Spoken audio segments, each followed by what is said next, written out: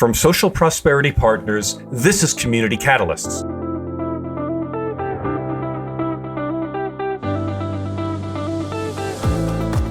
Welcome to Community Catalysts, the podcast that examines the qualities of community leadership and the many paths and forms it can take. I'm your host, Matt Lehrman. Once a month, we sit down with Otis White, founder of Civic Strategies, who from 2011 to 2015 partnered with the Georgia Municipal Association to create a compelling podcast series. In it, Otis spoke with a diverse range of community leaders, drawing out the valuable lessons they learned while working to bring about meaningful change in their communities. His archive of interviews is a rich source of inspiration and practical advice, and I'm incredibly grateful to Otis for allowing us to republish them as a resource for today's emerging community leaders. In just a moment, we'll bring you Otis White's conversation with Jonathan Reckford, who was and still is the Chief Executive Officer of Habitat for Humanity International. It's a wonderful discussion about making the vital connection between community and volunteerism. But first, I had the opportunity to speak directly with Otis about one of the most enduring challenges communities face: finding the balance between honoring tradition and embracing innovation. In his experience, Otis White says it's very much possible for leaders to preserve the core values that define their communities while still championing advancement and change. Take a listen. There's a natural tension in any community between honoring tradition and embracing innovation, and that frequently comes to a head in community decision making. What's a technique that you use to balance those competing interests? Very often when we were doing visioning projects, we would ask people, there's a central question you ask, and it is, you give them a date in the future, usually 20 to 30 years in advance, and you say, it is 2044. This community is now everything you hope it can be. Describe it to us. Describe how it works. Who's living here? Just in using your own words, describe the community that has become everything you want it to be. And then we very often asked, and tell us what has changed in this community in these 20 years and what has stayed the same. And it's a way of sort of teasing out of that those things that people really love about the way it is now, and they want to keep that trait, whatever it is, or that feature. So the town square has not changed in 20 years. It's still pretty much exactly the way it is now. But we have a lot more bicycle trails, or whatever it is that they want. So that's one way of sort of teasing out of people. You want some things to change, so describe to us what you want to change, and then describe to us those things that you would hate if we lost. And sometimes it wasn't a feature; it was a spirit, and that will give you some clues about putting together the plan. All right, this is what we want to make sure we keep these good qualities. I love your paradigm. I don't know if you happen to see the newsletter that I sent out just this morning. I shared my own formula for doing precisely that, and I call it SWOT squared. In conventional strategic planning, SWOT is strengths, weaknesses, opportunities, threats. But in SWOT squared, we ask 4 different questions that also are SWOT. And it kind of follows what you just said. It's first, what's sacred? What do we value that deserves to be protected over time that we shouldn't screw up? Next is, what would be wonderful for the residents of our community, for the long term? What would just be great to accomplish? The O is, what are we over? That is, what are the beliefs or practices or programs that we're ready to stop doing in favor of doing something that's more relevant? And then the T is, who else do we want on our team? Who else might we connect with or partner with to accomplish these things because we can't do everything on our own. There have to be some efficiencies and some other ways of bringing other people into this. That's what I call SWAT squared. Does that sound like a good way of looking at it from your perspective? It absolutely does. Yes. It's a very good way of doing it. And you know what strikes me about it, Matt? It's very respectful of people's intelligence. The average citizen can answer these questions. And you engage enough of them, you're going to have a pretty good idea where the people want to go. This goes back to a point you made earlier about asking people about the areas in which they're experts. Absolutely. Residents are experts in what's sacred, what would be wonderful, what are they over, and who else should be on the team. Who else can answer these questions? We don't need to call an economist in to answer these questions. These are people, these are things citizens are completely expert in. I'm going to change gears on you completely here, Otis. I want to see if I can put you on the spot.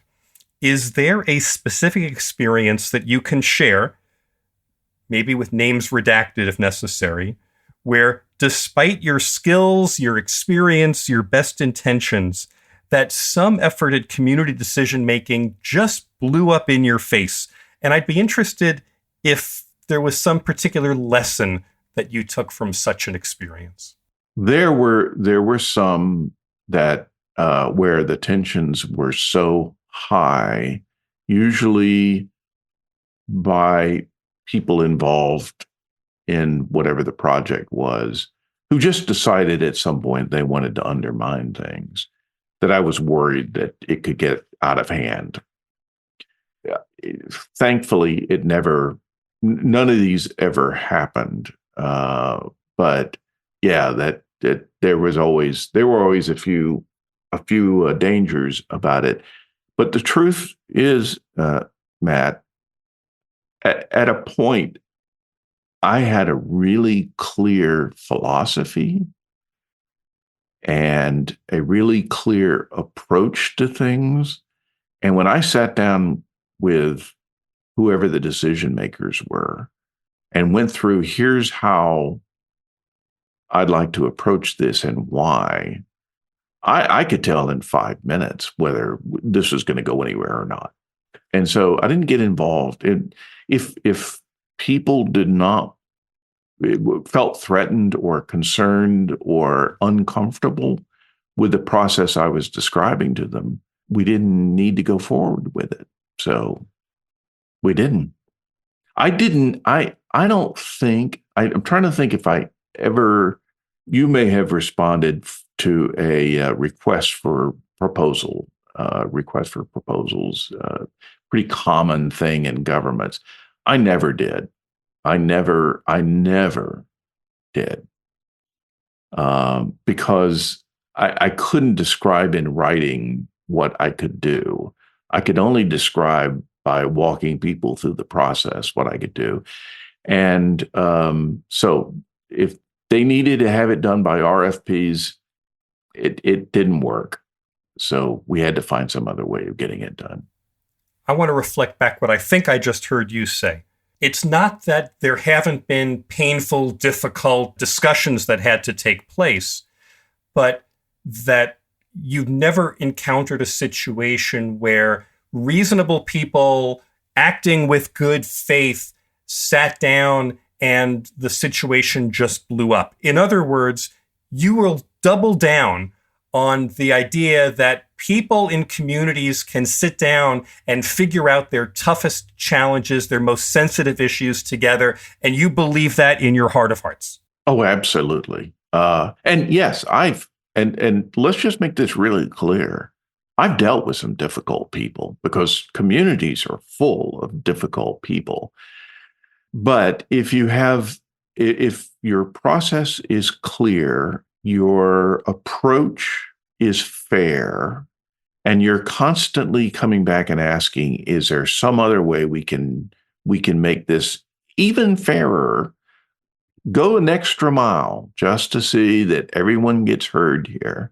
It usually diffuses the tension and allows people to go on and make a decision. So, yeah. Is there some common pitfall or frequent mistake that you've witnessed communities make in their decision-making processes?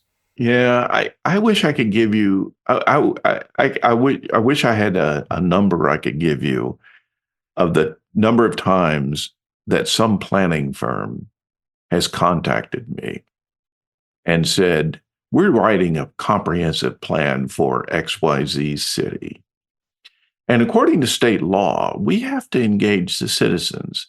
We're about three-fourths done with the plan now." And my response to them was always, "I am too old to be a rodeo clown." Now, next time, if you want to do a plan and you want to start with the citizens, as opposed to just sort of run it past them and see what kind of explosions occur, then look me up. Maybe we can do something. But no, I don't come in with this cake already baked and just see if anybody wants to buy a slice. No, we need to sit down with them and find out what kind of cake they want before you bake it. And I'm not sure any of those firms ever came back to me. In fact, I'm quite sure none of them ever did. They seemed very puzzled and disheartened that I had told them this. But I don't know how this mistake gets made constantly, but that was the constant mistake that was made. I'm laughing because a number of years ago, I was in exactly that same situation. A planning firm was hired to do an update of a plan that they had done, I think, 10 years earlier. But the firm wanted nothing to do with any interaction with residents, in the community. And so the community reached out for me to do precisely that. And it was shocking to me that a planning firm would divorce itself from all that kind of input. Otis, you have to explain one thing to me. I don't get the metaphor of when you say, "I'm not a rodeo clown." What does that mean in that context? Well, it means that they wanted someone who had people skills, who could get up in front of folks and make them not as angry as they had every right to be. And they really saw me as someone to put between them and the angry citizen. And the horns of the angry citizen. Yeah, so I see. Somebody's got to distract that angry bull. So how do external factors like economic trends, demographic shifts, technological advancements, how do you think they need to feed into the dynamics of community decision making? Who's supposed to be the expert at those kinds of things? Well, we don't really know the future. I mean, we know where we want things to go, but we can never be assured of the future. All I can say is cities are the most adaptable things that have ever been created. They are made to survive economic and demographic and environmental change. So they are adaptive machines.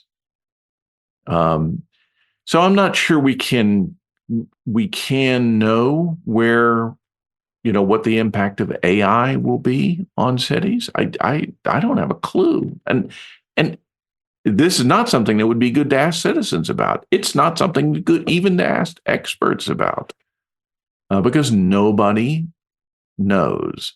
So we have to sort of start with, what do we want? And just trust that the city will be adaptable, and as they have always been. The line that I use when I facilitate those kinds of visioning exercises is that the future is unknown, but it's incredibly malleable. Yes. And so we get to talk about vision. We get to talk about what's sacred and what's wonderful and the rest, because if we can conceive it, we as a community can actually make it happen. Yes. And as long as we concentrate on the basics, and the basics are, how do we get people together? How do we improve their skills? How do we allow them to have a good time in our community, to have fun? How do we make them feel safe in our community? These are basics, and they will be basics forever. How do we have a clean community, a healthy community? How do we look after children and older people in our community? These are concerns that have been present since the city began, and they will be present throughout the future. And the way we will deal with it may be a little different depending on what technology or economics or demographic change brings us or climate change brings us. But, cities have proven to be incredibly resourceful in changing. Otis White will have even more to share in future episodes. Now, let's tune into his conversation with the Chief Executive Officer of Habitat for Humanity International, Jonathan Reckford.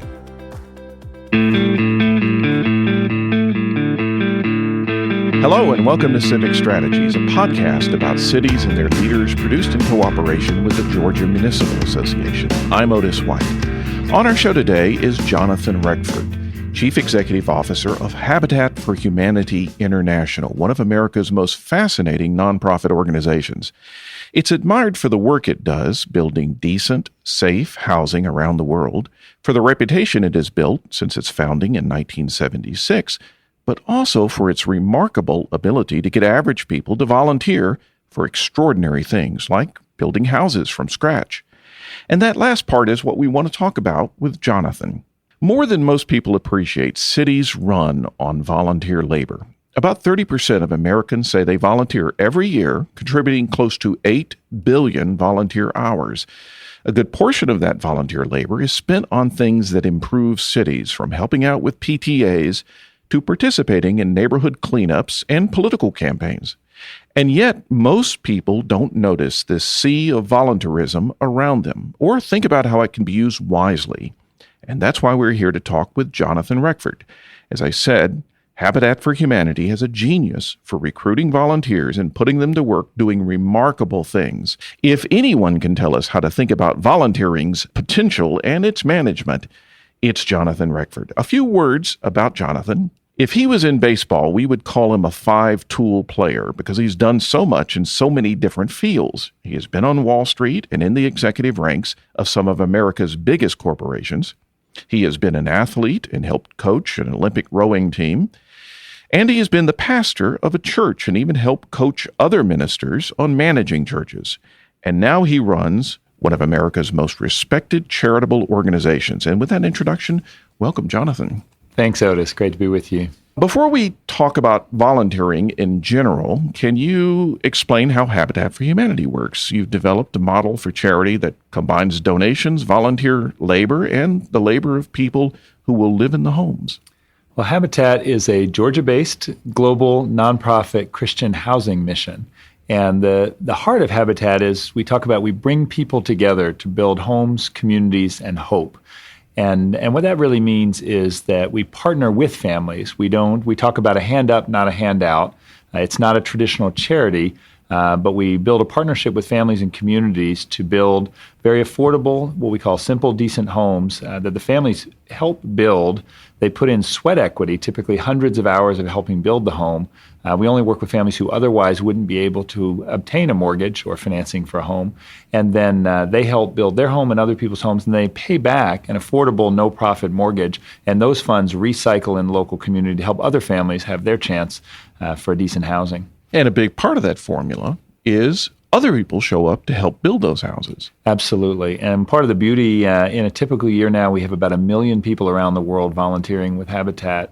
And what I love is that that volunteer process is transformational for everyone. I find one of the biggest barriers in society today is the socioeconomic line. And by actually having people come together and physically build together, we find that that's a transformational experience for everybody involved. Now, how many homes are built or renovated in a year's time in the U.S. and elsewhere in the world? So people are sometimes surprised to find that we're actually the largest private home builder in the United States now. Last year, we helped almost 100,000 families worldwide, and about 10% of that was here in the U.S. How important to all of that work are those volunteers who donate their labor to building those houses? The volunteers are absolutely essential. And it's not actually just the construction part. One of the myths for Habitat is that the only way to volunteer is to come out and lift a hammer and work on the work site. There are many, many other ways to volunteer as well. And Habitat, we're made up of local affiliates, 1,500 affiliates across the U.S., and then country programs around the world. And our work wouldn't be possible without our volunteers. And how do people volunteer for habitat projects, and what do they get out of it?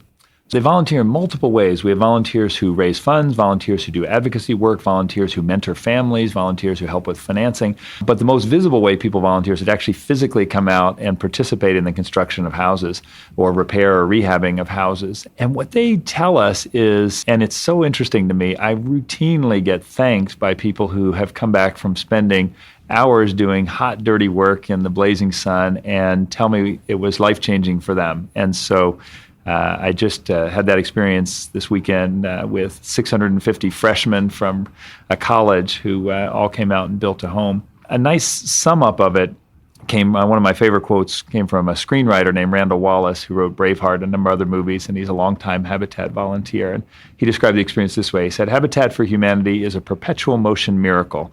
Everyone who gives receives, and everyone who receives gives. If you want to stay complacent and uninspired, stay away from Habitat. Come close to Habitat and it will change you and make you part of something that changes the world." And I think it's that sense of community and relationship that has been so powerful for volunteers. Which brings us to the question of the volunteering impulse. Is it different for different causes in your experience? Do people volunteer for church work or a habitat project for different reasons, you think, than they might volunteer for, say, a neighborhood cleanup project? I think the general motivations are actually fairly consistent. I mean, some people do it from a sense of faith, some people do it from a sense of civic duty. So I think there can be different sparks. I actually find one of the main reasons people volunteer is because someone asks. And so often, the reason someone doesn't volunteer is no one invites them to. And so I think most people, not everyone, but most people have some desire to give back or participate or seek the meaning of helping make their community better, but a lot just don't know how to do that. So it's important that to volunteering that you think consciously about asking people to volunteer. So is there a process that Habitat uses for recruiting and then cultivating volunteers? We have a wide number, and it varies a little bit by sort of where the volunteers come from. So faith groups have been deep at the heart of Habitat across many faiths, though many churches as well as other faith groups. And often then we'll get a leadership team in a church or a synagogue or a mosque. They will rally and then recruit members to come out and build. Corporations are very active, and often they'll use it as a team building and as a way of demonstrating their social responsibility, so that they'll, again, have champions who will organize the signups and recruiting within their groups. We have over 500 campus chapters, and youth are a huge way that we recruit our short-term and long-term volunteers. We use social media.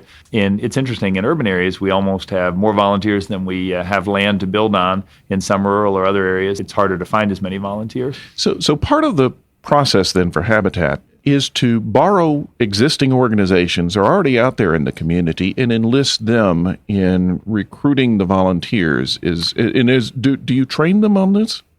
We do try to equip. So we have sort of two levels of training. We try to equip and support our affiliated organizations, our countries, on the best ways to both recruit and to use and manage volunteers. One of the things I learned in the church world is it's a way of turning upside down a little bit. In the sort of traditional model, people think of the church staff as doing the work. I think the right way to think about it is the staff's role is actually to equip the members of the church to do the ministry of the church. And in a way, I think that's the right way for a nonprofit organization to think about it, is really the staff should be existing to leverage. One other tool we use that's a fantastic leverage tool is the National Service Program. So we have typically about 500 AmeriCorps and Vista young workers who are working throughout our affiliate systems. And we found is each one of those National Service staffers leverages about 400 volunteers, because it takes work to manage volunteers. And so it's not to do the work of the volunteers, but it actually takes work. You have to invest in creating a good volunteer experience. And this would work for other volunteer organizations like PTAs or neighborhood associations as well. This Absolutely. Sort of thinking about the volunteers do the work and the staff is there to help equip them to do the work. I think so. And if you have that attitude, often it creates a richer volunteer experience versus it's the staff doing the work and the volunteers are there just to fill in around the edges or to help out. When you look at where volunteering goes wrong versus creating a great volunteer experience, so much of that is tied to sort of the way it's structured from the beginning, or the perspective on volunteering. I was going to ask you about that. It's wonderful that people show up for the first time to help with a project, but you have to use them well or they won't come back a second time. So how do you use volunteers well? It's a huge issue, and I've seen it across all kinds of worthy causes, and people come out and they're excited and they're motivated and they want to do, and they show up and it's disorganized and they don't know what they're supposed to do. They don't have the tools. If you think about what makes someone motivated in a work situation, well, exactly the same dynamics are true in a volunteer situation. Now, you have the great advantage of they're there because they want to do something meaningful and positive. But my general advice is you should treat a volunteer the same way you would treat a paid employee. The interesting converse is true. I actually think we should treat our employees the way you treat a volunteer in terms of the love and reward and encouragement of them. But what I mean by that from a volunteer perspective is I think volunteers ought to have a job description. They ought to have crystal clear goals on what they're trying to accomplish. They ought to be given the tools and equipment to be successful. They should be given the training they need, and they should be held accountable and rewarded and thanked for the work that they do. And what would the reward be? I think most of that work, that reward is intrinsic. And what I found is much like rewarding staff, you have to find out how they want to be rewarded. Some volunteers would be horrified to get public affirmation. Other volunteers just bask in public affirmation. So I would say the reward is hopefully mostly intrinsic, but the best reward is actually knowing that you've made a difference.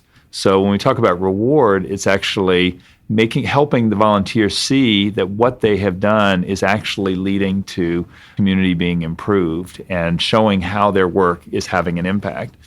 Now, if people make a mistake in dealing with volunteers, is this the one they're most likely to make? They just don't give enough praise, or they don't find the motivation in the volunteers, or is there some other thing that is the most common mistake? I think the most common mistake is not understanding the gifts of the volunteer and finding a role that's actually a good fit. I think sometimes people are pretty good at the sort of thanking and recognition, but actually what I've seen so often is you take a very high capacity person and put them in a role that doesn't actually use their gifts very well. Now, sometimes I think that can be good. So I think it's wonderful to come out and have people experience a build site. Most of us, I'm not a particularly skilled carpenter, but it's great to spend some time on a build site because of the whole community aspect, because of the relationship with the family, because of those pieces.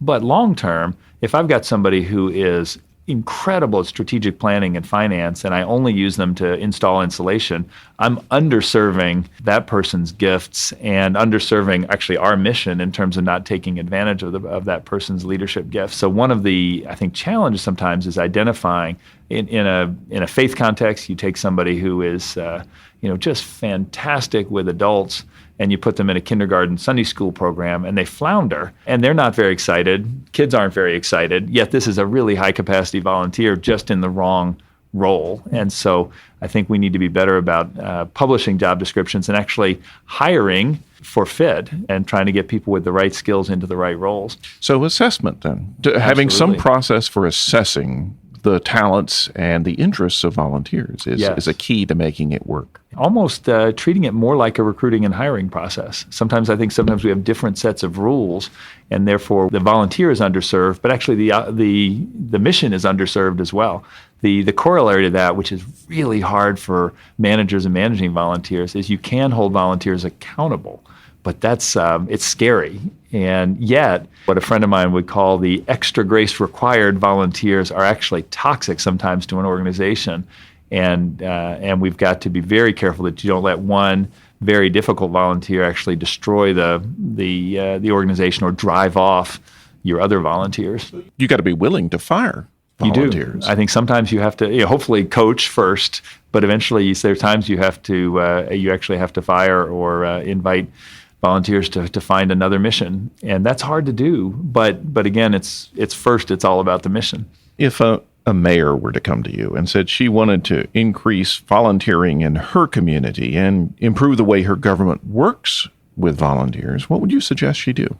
I would suggest, one, look at the key roles. So start actually pulling back and thinking, why do we want volunteers? What do we want volunteers to do?